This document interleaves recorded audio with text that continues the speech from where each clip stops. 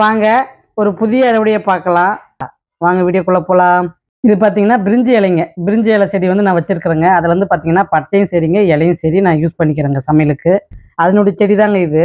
இதுலேருந்து இப்போ நான் வாங்கி வச்சதுலேருந்து இப்போ நான் இலையே வாங்குறது இல்லைங்க. இதில் இருக்கிற இலையவே நான் வந்து கிள்ளி பிரியாணிக்கு யூஸ் பண்ணிக்கிறேங்க. பட்டையும் சரிங்க, நல்லா உரியுது.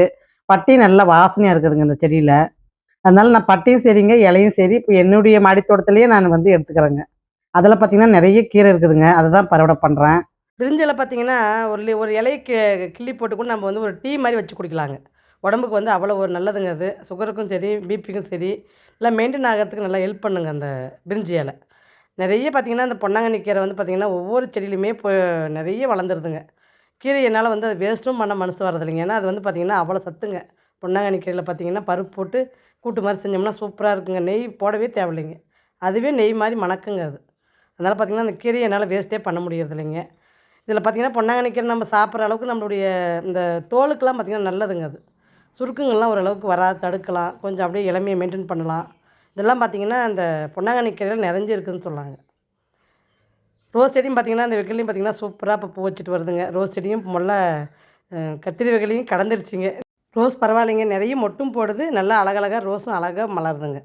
பரவாயில்லைங்க. இந்த வெயில்லயும் என்னால ரோஸ் செடிய இப்படி பார்க்கும்போது எனக்கு ரொம்ப சந்தோஷமா இருக்குதுங்க. ஏன்னா ரொம்ப ஆசைப்பட்டு இந்த 10 கலரையும் நான் வந்து வச்சுருக்கிறேங்க. பரவாயில்லைங்க. ஒரு 1 1/2 வருஷம் ஆயிடுச்சுங்க. நல்லபடியா செடி வந்து சூப்பரா வளருதுங்க. நெறைய ரோஸும் குடுத்துட்டே இருக்குதுங்க. சிகப்பு மண்ணு போட்டு நடவு செஞ்சது நல்லதா போச்சுங்க. ஏன்னா சிகப்பு மண்ணு போட்டு நான் இதுவரைக்கும் ரோஸ் செடி நட்டதில்லைங்க. இந்த முறை தான் நட்டேன். பரவாயில்லைங்க. நல்ல பலன் குடுத்துருக்குது. அதிலயே பார்த்தீங்கன்னா, பருப்பு கீரை, பொன்னாங்கண்ணி கீரை இதெல்லாம் எனக்கு எடுத்தாவே எனக்கு வந்து பார்த்தீங்கன்னா, ஒரு வேளைக்கு கீரை ஜாஸ்தியாவே ஆயிடுதுங்க. அந்த அளவுக்கு கீரை ஒவ்வொரு தொட்டிலையுமே நிறைஞ்சு இருக்குதுங்க. பாருங்க அதிலயே பார்த்தீங்கன்னா, கத்திரி நாற்றும் விட்டு வச்சுருக்கேன் பாருங்க. நெய் கத்திரிங்க அது. அந்த மாரி இந்த ரோஸ் செடி வந்து எனக்கு நெறைய ஹெல்ப் பண்ணுன்னு சொல்லாங்க. எப்படின்னா, இப்போ ஒரு விதை எடுத்தேன்னா நான் அதுக்குள்ள தாங்க போட்டு விடுவேன். ரோஸ் செடியில செக்கப் மண் இருக்கிறதுக்கு நல்லாவே குரோத் ஆகுதுங்க கத்திரி செடிங்க. அதனால இப்போ நாற்று போடுறதா இருந்தா கத்திரி செடி என்னது ரோஸ் செடியில தாங்க போட்டு வைக்கிறேன்.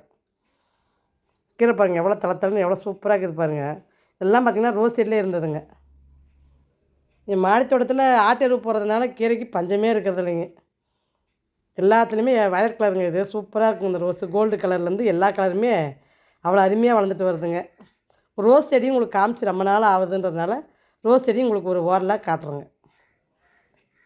எனக்கு இந்த பிங்க் கலரு, வயலட் கலர் ரோஸ்னா அவ்வளோ பிடிக்குங்க. பரவாயில்லைங்க. இந்த ரோஸ் கலர் பார்த்தீங்கன்னா, பட்டு போனா கூட நான் அந்த கலரை வாங்கி வாங்கி வச்சு வளர்த்துட்டு தாங்க வரேன். இந்த மாரி இந்த ரோஸ் கலெக்ஷன் மட்டும் ஒரு 10 கலர் என்னுடைய ஃபேவரட்டான கலருங்க. அத மட்டும் நான் தொடர்ந்து வச்சுட்டே தாங்க இருக்கேன். ஒரு 4 வருஷமாவே இந்த ரோஸ் செடியுமே என்னுடைய கூடயே பயணம் பண்ணுதுன்னு சொல்லலாங்க. ஏன்னா, காய்கறி செடி இருக்கிறதுனாலயும், இந்த ரோஸ் செடி மெயின்டெயின் பண்ணுறதும் எனக்கு 2மே ஒரு எப்படி சொல்கிறதுன்னா, ஒரு பேலன்ஸ்டான ஒரு ஒரு மனசுக்கு ரிலாக்ஸான செடிங்க. காய்கறி செடி வந்து பார்த்திங்கன்னா, நம்ம ஹெல்த்தை பார்த்துக்குதுங்க. ரோஸ் செடி பார்த்திங்கன்னா, நம்மளுடைய மனச சந்தோஷத்த குடுக்குற கலருங்க. 2மே வந்து ஒரு மன திருப்தியான செடிங்கன்னு சொல்லலாங்க. எனக்கு 2மே அவ்வளோ பிடிக்கும். காய்கறி செடியும் சரி, ரோஸ் செடியும் சரி, ரொம்ப ரொம்ப பிடிக்குங்க. அதனால தான் நான் வந்து ரோஸ் செடி எப்பவுமே வச்சுட்டே இருப்பேங்க. வாங்க கோவக்காய் அறுவடை பண்ணிக்கலாம். கோவக்காவும் பார்த்திங்கன்னா, இப்போ சூப்பரா குடுத்துட்டு வருதுங்க. கட்டிங்ஸ் வேணுன்றவங்களுக்கு ஃப்ரெஷ்ஷாக இப்போ கட் பண்ணி குடுக்குறேங்க. ஏன்னா வந்து பதியம் போட்டதெல்லாம் காலி ஆயிடுச்சுங்க. வேணா க குச்சி கட் பண்ணி குடுக்குறேங்க. நீங்க பதியம் போட்டு வளர்த்திக்கலாங்க. அந்த மாரி இப்போ குடுத்துட்டு வரேங்க. வேணும்னா வாட்ஸ்அப் நம்பர் குடுத்துருக்கேன் பாருங்க. தொடர்பு கொள்ளுங்க. வீடியோவுக்கு ஆதரவு குடுக்குற அத்தனை உள்ளவங்களுக்கும் ரொம்ப ரொம்ப நன்றிங்க. சப்போர்ட் பண்ணுறவங்களுக்கெல்லாம் ரொம்ப நன்றிங்க. சப்ஸ்கிரைப் பண்ணிவிட்டு பார்க்குறவங்களுக்கும் ரொம்ப நன்றிங்க. ஒரு நாளைக்கு ஒரு 5, 6 காய் கண்டிப்பாக வந்து எனக்கு கோவக்காய் குடுத்துருதுங்க. அதுவும் நான் சாப்பிட்றதுக்கு எனக்கு கரெக்டாக போயிடுதுங்க. அதாவது உடம்ப மெயின்டெயின் பண்ணலாங்க. மாடி தோட்டம் நம்ம வச்சுருந்தோம்னா, நம்ம ஓரளவுக்கு ஹெல்த்தா நம்ம உடம்ப பார்த்துக்கலாங்க. சூப்பரான காய் பாருங்க. இது மலேசியா நீட்ட கோவக்காய்ங்க. நல்லா நீள நீளமா இருக்குங்க கோவக்காய். இப்போ வந்து பார்த்திங்கன்னா, தரையிலையுமே நான் வந்து கொடி வச்சு ஒரு 2 கொடி வளர்த்துட்டு வரேங்க. ஏன்னா கோவக்காய் வந்து பார்த்திங்கன்னா, இப்போ ஒரே ஒரு தொட்டி தான் இருக்குதுங்க. அதனால எனக்கு பத்த மாட்டேன்துன்றதுனால, இப்போ வந்து பார்த்திங்கன்னா, தரையிலையுமே 2 கொடி வச்சுருக்கிறேங்க. சூப்பரா வந்து பார்த்திங்கன்னா, ஒன்றுமே பாருங்கள் பூ பிஞ்சு போட்டுகிட்டே போகுது பாருங்கள்.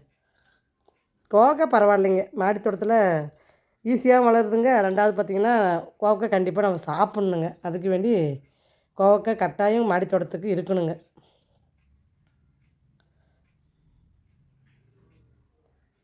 சொரக்காய் கொடிலாம் பார்த்திங்கன்னா, சூப்பரா பாருங்கள். இப்போ பூவும் பிஞ்சியுமா இருக்குது பாருங்கள். பாலினேஷன் பண்ணி விடணுங்க. சுரக்காய்க்கெல்லாம் பார்த்தீங்கன்னா பாலினேஷன் பண்ணி விட்டிங்கன்னா ஒரு காய் கூட வேஸ்ட்டே ஆகிறதில்லைங்க. நான் இப்போ அப்படி தாங்க பண்ணிட்டு வரேன். பீக்கங்காய்க்கும் பார்த்தீங்கன்னா பாலினேஷன் பண்ணி விடணுங்க. பொடலங்காய்க்கும் பாலினேஷன் பண்ணி விடணுங்க. பாலினேஷன்னா எப்படிங்க பண்ணுறது அப்படின்ட்டு கூட ஒரு சிலர் இன்னும் கேட்டுட்டு தான் இருக்கீங்க. நானும் முடிஞ்ச அளவுக்கு வீடியோவில் காமிச்சிட்டு தாங்க வரேன். ஆனால் அது நீங்கள் பார்க்காத விட்டுடுறீங்க. அதுக்கப்புறம் திருப்பி என்கிட்ட கேள்வி மட்டும்தான் கேட்குறீங்க. நான் வீடியோவிலையும் உங்களுக்கு காட்டிட்டு போட்டுட்டு தாங்க வரேன். பாலினேஷன் பண்ணுறது எப்படி அப்படின்றது உங்களுக்கு என்னுடைய ப்ளேலிஸ்ட்டில் கூட இருக்குங்க வீடியோ. அதனால தான் நான் என்ன சொல்கிறேன்னா, சப்ஸ்கிரைப் பண்ணி வச்சுக்கோங்க. உங்களுக்கு பெல் ஐக்கானை டச் பண்ணி வச்சுக்கினீங்கன்னா உங்களுக்கு ஃபாலோ பண்ணுறதுக்கு ஈஸியாக இருக்குங்க. ஒவ்வொரு வீடியோவிலையுமே ஒரு ஒரு அதாவது ஒவ்வொரு விஷயம் நான் சொல்லியிருப்பேன். அதுக்கு வேண்டி உங்களுக்கு கண்டிப்பாக நீங்கள் வீடியோ ஃபாலோ பண்ண உங்களுக்குமே அந்த மாடி தோட்டத்தை நீங்கள் எப்படி ரன் பண்ணுறதுன்னு ஒரு ஐடியா கிடைக்குங்க. அதுக்கு வேண்டி தான் நான் வீடியோவை தொடர்ந்து ஃபாலோ பண்ணுங்க அப்படின்னு சொல்கிறதா இருக்குதுங்க. ஏன்னா நான் என்னென்ன விஷயம் பண்ணுறேன் அப்படின்றது எனக்கு தெரிஞ்ச அளவுக்கு வீடியோவில் கவர் பண்ண பார்ப்பேங்க. அதனால் எனக்கு எப்படி டைம் கிடைக்குதுன்ற மாதிரியும் நான் வீடியோ கொடுப்பேங்க. அதனால தான் வீடியோவை தொடர்ந்து ஃபாலோ பண்ணுங்கள். உங்களுக்கு மகரந்த சேர்க்கை எப்படி பண்ணுறதுன்றதையுமே இன்னொரு வீடியோ நான் ஏஆர் கிச்சனில் கொடுக்குறேங்க. தொடர்ந்து வீடியோவை ஃபாலோ பண்ணிவிட்டு வாங்க. அப்போ தான் உங்களுக்கு நீங்கள் எப்படி அதை செய்கிறது அப்படின்றது ஒரு ஐடியா கிடைக்கும். டைம் கிடைக்கும் போது பார்த்து நீங்கள் உங்களுடைய மாடி தோட்டத்தை நீங்கள் ரன் பண்ணலாங்க. ஏன்னா நிறைய பேர் ஒன்றுமே எனக்கு என்ன சொல்கிறீங்கன்னா, அதாவது ஒரு 2,00,000 போட்டு நான் மாடி தோட்டத்தை நான் செலவு பண்ணியுமே எனக்கு ஒரு 4 காய் கிடைக்கலைங்க. நீங்கள் ஒன்றுமே பண்ணாத எவ்வளோ காயை பறிக்கிறீங்கன்னு கேட்குற அளவுக்கு ஒன்றுமே இருக்கீங்க. அதனால தாங்க இப்போ லட்சமாக நம்ம மாடி தோட்டத்துக்கு செலவு பண்ணி நாம் வச்சா தான் காய் வைக்கும் அப்படின்றதெல்லாம் என்னுடைய எண்ணம் கிடையாதுங்க. எளிய முறையில் மாடி தோட்டத்துலையும் வளர்க்கலாம், அதில் காய் பறிக்கலாம் அப்படின்றது தான் நான் என்னுடைய வீடியோவிலையும் காட்டுறேங்க. நானுமே அப்படி தாங்க செய்கிறேன். மாடி தோட்டத்துக்கு பொறுத்த வரைக்கும் நம்ம செலவெல்லாம் பண்ணிவிட்டு அதில் ஒரு 10 காய் அறுவடை பண்ணுறது பெருமை கிடையாதுங்க. செலவே இல்லாத காய் பறித்து நம்ம சமையலுக்கு யூஸ் பண்ணுறது தாங்க பெருமை. இதுக்கு தான் நான் எளிய முறையில் மாடி தோட்டத்தை அமைக்கிறது. பந்தலும் சரிங்க. என்னுடைய மாடி தோட்டத்தில் பார்த்திங்கன்னா பெருசாலாம் ஒரு பிரம்மாண்டமாலாம் நான் எதுவுமே பண்ணியிருக்க மாட்டேங்க. இப்போ தாங்க அதுவுமே இந்த சொட்டு நீர் பாசனம், இப்போ இந்த சீட்டு மேலே போடுற பந்தல் இதுக்கெல்லாம் பார்த்திங்கன்னா ஒரு கொஞ்சம் செலவு பண்ணியிருக்கேன். அதுக்கு முன்னெல்லாம் அது கூட கிடையாதுங்க. ஏன்னா இப்போ பார்த்திங்கன்னா கொஞ்சம் க்ரோ பேக் பார்த்திங்கன்னா ஜாஸ்தி போயிடுச்சுங்க. தண்ணி விட்டுட்டு கீழே இறங்குறதுக்கே எனக்கு ஒரு 2 மணி நேரத்துக்கு மேலே ஆகிடுதுங்க. அதனால் அந்த சொட்டு நீர் பாசனம் மட்டும் போட்டுட்ருக்குறேங்க. ஏன்னா அதுவுமே எதுக்கு அப்படின்னா, நம்ம தண்ணி ஊற்றுறத விட சொட்டு நீர் பாசனத்தில் பாயும் போது அந்த செடிக்கு நல்லாவே க்ரோத்தாக இருக்குதுங்க. அந்த செடி நல்லா அந்த நீர் சத்து பார்த்திங்கன்னா அந்த இலைக்கு நல்லாவே கிடைக்குதுங்க. நல்லா ஃப்ரெஷ்ஷாக இருக்குது செடிங்க. அதுக்கு வேண்டி தான் அந்த வேலையை நான் செய்கிறேங்க. இல்லைன்னா அதுக்கும் நான் செஞ்சுருக்க மாட்டேங்க. ஏன்னா இப்போ பேக் பார்த்திங்கன்னா இப்போ ஜாஸ்தி ஆனதுனால எனக்கு தண்ணி ஊற்றிட்டு கீழே இறங்குறதுக்கே 2 மணி நேரம் ஆகிடுதுங்க. அப்புறம் நம்மளுக்கு எங்கன்னா வெளியில் போகணும் அப்படின்னா டைம் பத்ததில்லைங்க. அதுக்கு வேண்டி இந்த சொட்டு நீர் பாசனத்தை நான் போட்டு வச்சுருக்குறேங்க. பாருங்கள் செடிப்பழம் எவ்வளோ சூப்பராக இருக்குது பாருங்கள். உண்மையிலே அந்த செடிப்பழம் பார்த்திங்கன்னா ஒரு 3 வருஷமாகவே நான் வச்சு பழம் பறிச்சிட்டு வரேங்க. சூப்பரான என்னுடைய மாடி தோட்டத்தில் ஒரு சூப்பரான பழம்னு சொல்லலாங்க. எனக்கு அவ்வளோ பிடிக்குங்க இது. பாருங்கள் பச்சை மிளகா பாருங்கள் என்ன அழகாக வளர்ந்து பூ வச்சுருக்குது பாருங்கள். இளஞ்செடிங்க இது. இளஞ்செடியும் நம்ம அப்பப்போ வச்சுட்டே இருக்கணுங்க. நம்ம அதாவது 6 மாத செடி 3 மாத செடி வளர்த்தி நம்ம காய் வைக்கும் பூ வைக்கும் நம்ம வச்சுட்டே இருக்கிறத விட இளஞ்செடியை வச்சு நம்ம வளர்த்திக்கலாங்க. அத்திப்பழமும் சும்மா சொல்லக்கூடாதுங்க. அதுவுமே சூப்பராக கொடுத்துட்டே இருக்குதுங்க. அதாவது இதுக்கு அறுவடையே இல்லைன்னு சொல்லலாங்க இந்த அத்திப்பழத்துக்கு. என்ன இது வச்சத்துலேருந்தே பார்த்திங்கன்னா தளைஞ்சு காய் வச்சுட்டே இருக்குதுங்க. சுமாராக எவ்வளவோ பழம் நான் பறிச்சிருப்பேங்க இந்த 3 வருஷத்தில். அவ்வளோ பழம் இதுக்கு கொடுத்துருக்குதுங்க.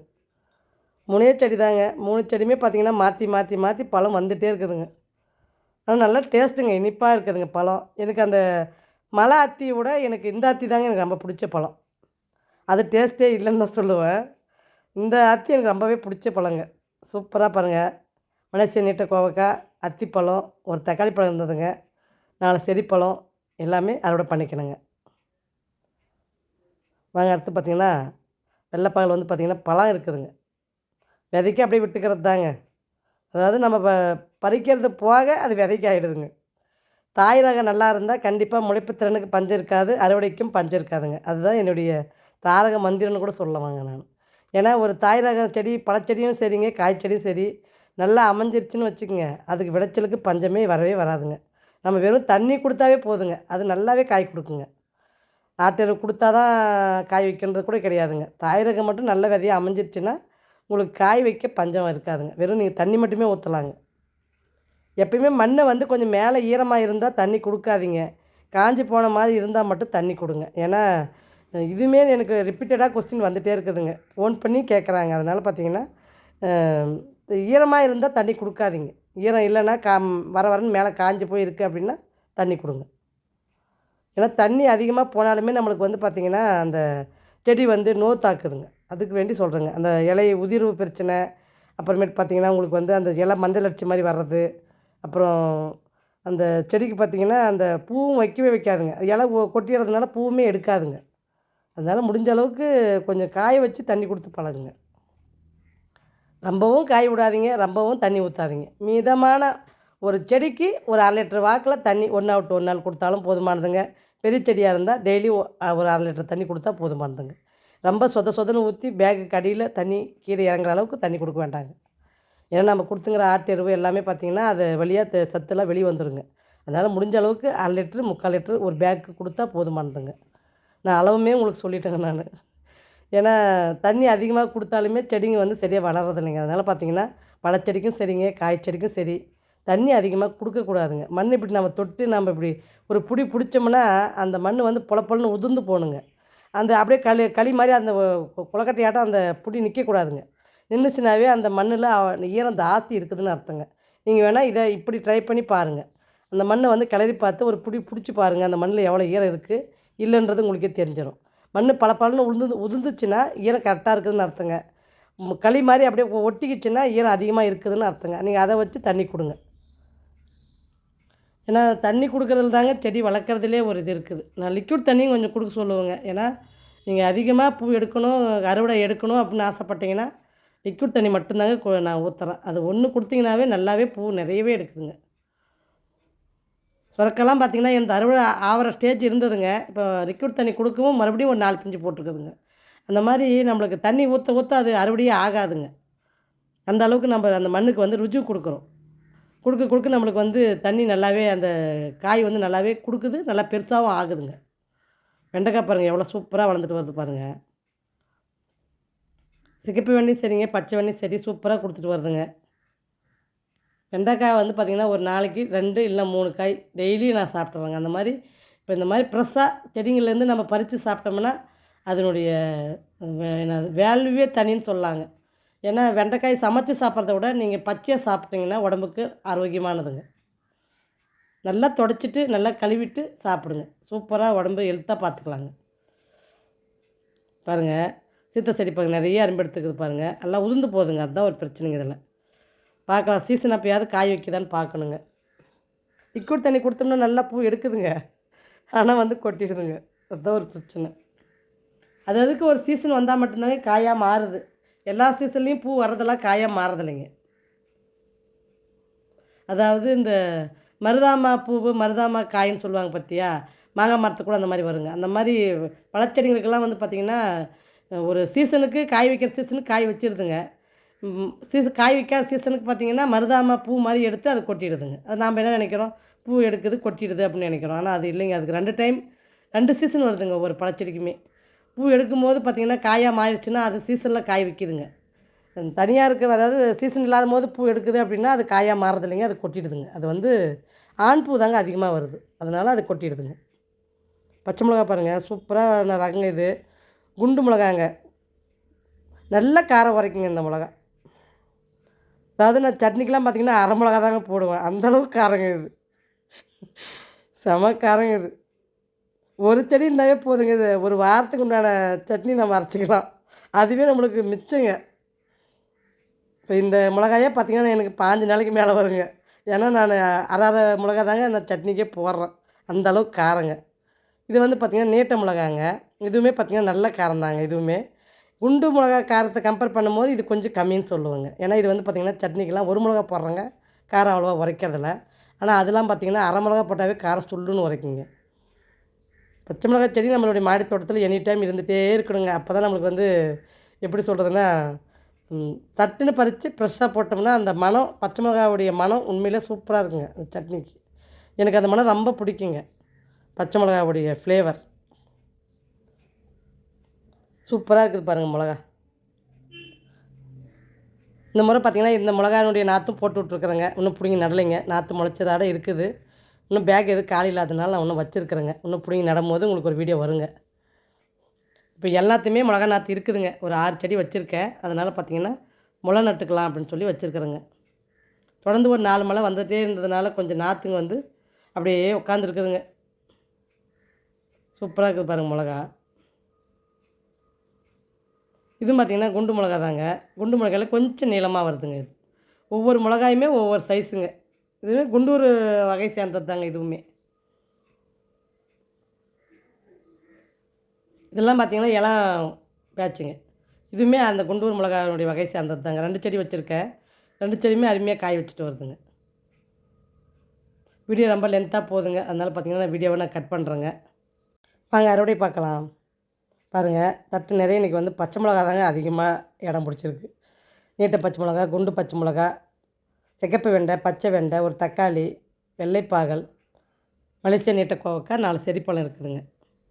இது ஒரு சூப்பரான அறுவடைங்க. அதாவது மாடியில் வந்து பார்த்திங்கன்னா தண்ணி விட்டுட்டு நான் வந்து மகரந்த சேர்க்கை 1, 2 செடிங்களுக்கெல்லாம் பண்ணி விட்டுட்டு இந்த குட்டி அறுவடையே பண்ணதுங்க இது. உங்களுக்கு அப்படியே இந்த கார்டனையும் அப்படி லைட்டாக சுற்றியும் காமிச்சிட்டுங்க. நேரம் கிடைக்கும் போதெல்லாம் உங்களுக்கு வாய்ப்பு கிடைக்கும் போதெல்லாம் நான் கொஞ்சம் கொஞ்சமாக கார்டனை காமிச்சிட்டு தாங்க வரேன். அறுவடை இது ஒரு நல்ல ஒரு அறுவடை தாங்க. போதுங்க, எனக்கு போதுமான அறுவடைங்க. அடுத்த வீடியோ திங்கட்கிழமை வருங்க, பாருங்கள். பாய்.